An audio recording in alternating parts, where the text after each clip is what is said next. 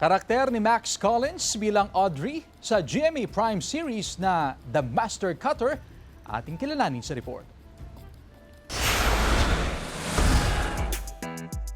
Excited at handang-handa na sa mas palabang role ang isa sa mga inaabangang karakter sa GMA high-rating Prime series na The Master Cutter.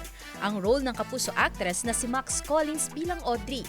From being a hands-on mom, entrepreneur, model at bida ng The Master Cutter, nakukuha pa rin daw ni Max ang work-life balance. Ayon kay Max, very relatable ang karakter niya sa totoong buhay. Tulad niya kasi, marami rin siyang pinagdaan ng painful memories.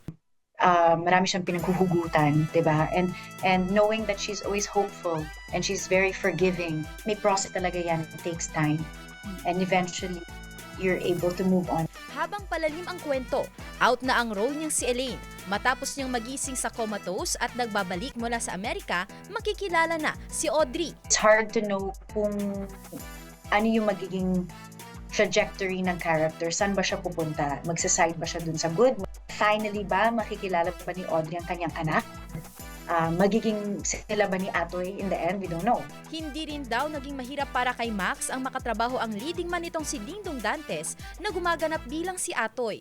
Pinag-usapan namin, does this sound right for your character? Does this sound right for my character? Nagko-collab kami. It's very professional.